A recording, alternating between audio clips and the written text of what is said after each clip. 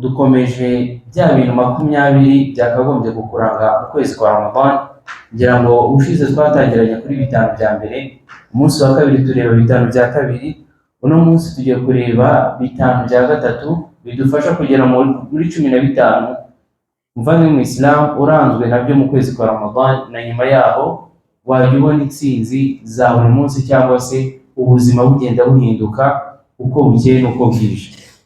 Umwanditsi rahimahullah, umwanditsi Allah amugirire impuhwe, aho agira ati julusu fil masajid ba'da salati al-fajr hatta tatlu'a ash-shams faqad qala an-nabiy sallallahu alayhi wa sallam yaf'al dhalik kama warada fi sahih Muslim. Nkuko tubibona muri sahih Muslim cyangwa se mu gitabo cya Muslim yuko intumwa y'Imana yarangwaga no kuguma mu musigiti nyuma ya salatul fajr kugeza izuba rirashe. Kubw'ibyo muvandimwe mu Islam wakagombye kurangwa no gutinda mu musigiti nyuma ya salatul fajr, ukihanganira bya bitotsi ugira nyuma ya salatul fajr, ukihanganira kariya kabeho, dore ko ibyiza byo kwicara mu musigiti nyuma ya salatul fajr kugeza izuba rirashe ko harimo ibyiza bingana na hijja na umra. Kubw'ibyo rero tujye dufatirana ibyo byiza, ayo mathawabu, ko wakwihanganira iminota 15 20 uri mu musigiti uri gukora azkar cyangwa se uri gutekereza idini rya Allah icyo warifasha, ni byiza cyane kuruta kuri wowe kuba wagenda ugasubira mu buriri cyangwa se kuba wahita usohoka. Icyo ni icya 11. Icya 12 wakagombye kurangwa nacyo mu bintu 20 bigomba kuranga umuyisilamu mu kwezi kwa Ramadan ndetse na nyuma agakomerezaho rak'atay duha waqtaha ba'da tulu'i ash-shams ب10 دقائق إلى قبيل آذان الظهر ب10 دقائق. ugomba kurangwa muvandimwe mu Islam salatu duha. Salatu duha itangira ryari? Itangira izuba rirashe nyuma y'iminota 10 izuba rirashe. Ni ukuvuga ngo wicaye mu musigiti nk'uko twabibonye ku cya 11, izuba rirashe, urarindiriye byibuze iminota 10 kabone n'ubwo wayisalira hano ku musigiti ndetse no mu rugo biremewe kandi ni nabyo byiza.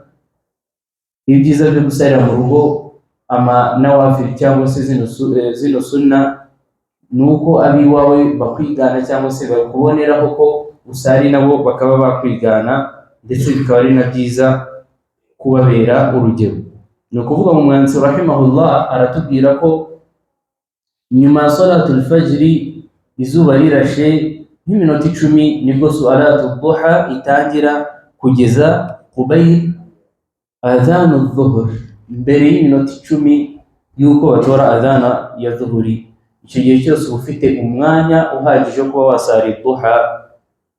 Hanyuma icya 13 qiyamul layl walau ahyanan, ugomba kurangwa n'ibihagararo bya nijoro kabone n'ubwo yaba ari rimwe na rimwe. Qiyamul layl ni ikintu gikomeye ku muyisilamu ku buryo tudakeneye ubundi bwiza, tudakeneye amavuta angana gute haba kumwemeramana haba no kumwemerakazi yuko bakoresha ubu buryo bwiza bwa qiyamul layl, dore ko biba intandaro yuko uburanga buba bwiza ndetse bukazamo nuru, bukazamo urumuri. Aw salat ma yatayassar qabla an-nawm fa qiyamul layl sharaful mu'min, cyangwa se niba qiyamul layl kwizisara mu gihe cyo hejuru cyangwa se mu gicuku bikunaniye, gerageza uzikore nyuma ya isha'i cyangwa se ugiye kuryama, kubera ko qiyamul layl ni icyubahiro cy'umwemera. Burya nimba ushaka icyubahiro, nimba ushaka ko Allah akubahisha ku biremwa bye, nimba ushaka ko urangwa n'icyubahiro aho uciye bakakubaha, ibiremwa bikakubaha, gerageza urangwe na qiyamul layl. Kubera ko hari abantu benshi bitewe n'ibyaha, bitewe no gutera umugongo iyi qiyamul layl, ibiremwa byose birabasuzugura, imbere bikamuguca hejuru, ibintu byose bikaguca hejuru, abantu uciye mu muhanda ntibakubahe. Ariko nimba ushaka icyubahiro, sharaful mu'min huwa qiyamul layl, icyubahiro cy'umwemera ni iki? Ni qiyamul layl. muri gahunda zawe rero wapanze pangamo na qiyamul layl cyangwa se n'iswala y'ijoro y'umugereka nyuma y'iswala z'itegeko.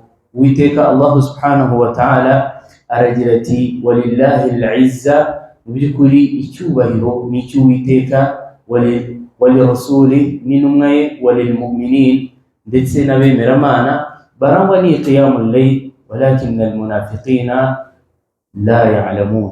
Ariko indyarya cyangwa se abanafite ntago babizi. Kubw'ibyo rero sharaful mu'min cyangwa se icyubahiro cy'umwemera ugomba kurangwa na qiyamul layl, ukanirinda icyo ari cyo cyose gishobora gutuma uba hirman cyangwa se ubona hirman ya qiyamul layl, kuko ushobora kuba Allah kuba yakubuza gukora qiyamul layl bitewe n'ibyaha ukora. Niba udasari qiyamul layl, hari ikintu ushobora kuba warakoze gishobora kuba hirman yuko usari qiyamul layl. Bamwe batubanjirije mu beza salafuna salih baratubwira, umwe muri baratubwira ati nigeze gukora ikosa, nigeze gukora icyaha biba intandaro yuko Allah ambuza gusari qiyamul layl igihe cy'amezi 6. Bavandimwe Islam, twikurikire cyangwa se twikurikirane hagati yacu. Ngiye kuba nasari qiyamul layl mfite ibihe bibazo, gerageza ukore tawba, ugerageze usabe Allah ko yakorohereza kurangwa n'iki cyubahiro cy'abemera, dore ko nta muntu usari qiyamul layl usibye ko Allah aba yamushoboje kandi aba amushakira ibyiza. Hanyuma icya 14, du'aul khuruj min al-manzil. Iki cyo twarakibagiwe, umuntu ava mu rugo muhunga, umuntu ava mu rugo yiruka, gusaba iduwa cyangwa se gusoma iduwa uvuye mu rugo. Ni ikintu abantu basigaye babona ko cyoroshye, kandi bavandimwe Islam ni ikintu gikomeye cyane, ni ikintu kigaragaza ko wiringiye Allah mu byo ugiyemo, kandi Allah akakubera ingabo, akakubera umurinzi, akakubera n'umugisha mu byo ugiyemo. Kubera ko muri twe tujya ku kazi cyangwa se tujya mu mirimo, ariko ntabwo tuzi ibyo turi buhuriremo nabyo. Niyo mpamvu akenshi duhura n'ibintu bitari byiza, bitewe n'iki? Ntabwo twabanje Uwiteka Allah subhanahu wa ta'ala tugiye kuva mu rugo. Iduwa rero nta yindi ni bismillah tawakkaltu ala Allah. Turashagaruka kuri bismillah, kugira ngo twarayitangije hano, twatangiye tuvuga ijambo bismillah agaciro cyangwa se ubuhambare rifite.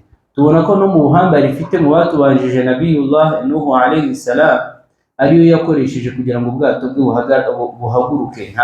Nta bintu byo kugashya yari afite, nta na moteri. Ariko Allah yaratubwiye ati waqala rkabu fiha bismillah mujriha cyangwa bismillah majriha wa mursaha, ubwato bubona guhaguruka. Nimba rero iyi bismillah ifite agaciro gakomeye, kuki utayibanza mu byo ugiyemo? Ni nayo mpamvu kenshi rero muri hadithi, mu mvugo z'intumwa y'Imana ndetse no muri Qur'an tuyitangiza bitewe nuko ihambaye. Nitubitekerezaho rero tukayikoresha, tuzaba dufite ingabo ikomeye cyane.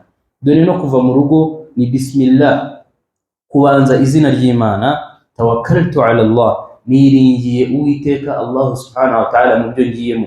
Ntabwo niringiye akazi, ntabwo niringiye unkoresha, ntabwo niringiye ibicuruzwa mfite ngiye gutanga, kubera ko ushobora guhomba cyangwa se ukunguka. Ushobora kugenda imodoka ikakugonga, ushobora ibyo byose ni impamvu bishobora kubipfa gusa.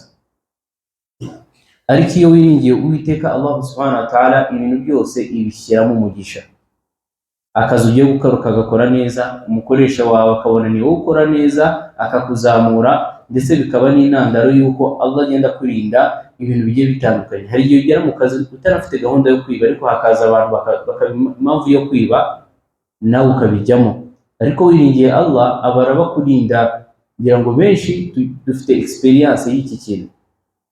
Hanyuma wala hawla, nta mbaraga nta bushobozi, wala quwwa, ni ukuvuga ngo nta mayeri nshobora gukoresha. Hari abantu bashobora kuvuga ati ngende umunyamujyi nta cyamunanira, nyamara uramutse utekereje ibintu byose ucamo, hari abagukubye inshuro 100 ariko batagira icyo bageraho. Haba mu mbaraga hari abagukubye inshuro 100, haba mu bwescro cyangwa se mu butekamutwe cyangwa se mu mayeri, hari abagukubye ariko badafite icyo bageraho. Bitewe n'iki? Bitewe nuko la hawla wala quwwata illa billah, ubishobozwa na Allah. Ariko kenshi turibagirwa kubera kwibagirwa iyi dua tukabona ko ari twe twabishoboye. Njyewe se ko ndi umunyamujyi, njye ntabwo ibyo bintu byambaho. Ibyo byose rero tugomba kubyirengagiza tuvuye mu rugo, tukarangwa n'iyi dua: bismillahi tawakkaltu ala Allah wala hawla wala quwwata illa billah. Nta mayeri ngiye gukoresha yatuma ngera ku byo nshaka, ndetse nta n'imbaraga usibye ngiye gukora impamvu, hanyuma ndakwiringiye wowe Allah ushoboze kuri buri kimwe. N'akantu gato umanuye cyangwa se utahanye kaba umugisha, ariko ushobora kuzana ayo mayeri yawe, ibyinshi utahanye byose bikaba impfabusa. Dufite ingero nyinshi cyane, dufite ingero z'abantu batunze byinshi ariko nta munezero urimo, dufite ingero z'abantu barya byinshi ariko bikaba intandaro y'uko ari byo biboreka, ariko dufite n'ingero za ba bandi barya duke ariko bagasa neza, ukaba utamenya ko barya utuntu duke cyangwa se banaburaye, bitewe n'iki? Nuko Allah aba yahabaye. Hanyuma tukasoreza kuri iyi mvugo cyangwa se kuri iri jambo rya adhkar rikomeye ku cya 15, qawlu subhanallahi wa bihamdihi 100 marra yawmiya. Kuvuga subhanallahi wa bihamdi inshuro 100 ku munsi.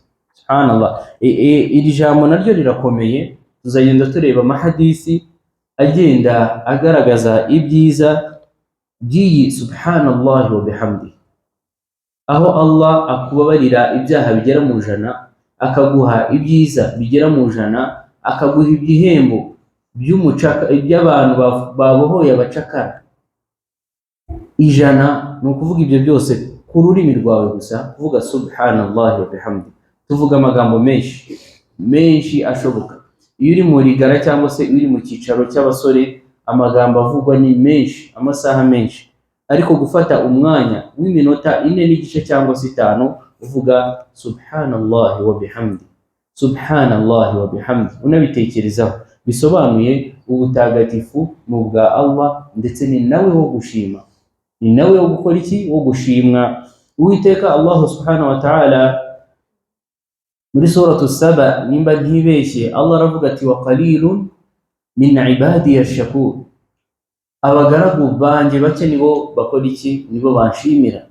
Ubwo ibyo rero byaba biteye agahinda kuba njye nawe tutaba muri ba bagaragu beza. Kwivugira subhanallahi wa bihamdi hazamo yuko wanamushimiye. Alhamdu wa bihamdi, ishimwe n'irye, bikaba intandaro yuko ngenda gufungurira inzira nyinshi, ukabonera aho abandi baburiye, ndetse urugo rwawe rugatekana, ndetse ukinjiza ibyiza ukoresheje ururimi gusa, kubera ko ni ibintu byoroshye, bidasaba umutungo, bidasaba ibintu byinshi, usibye ko wavuga subhanallahi wa bihamdi inshuro 100, bikagusaba iminota 4 n'igice kuba wabirangije.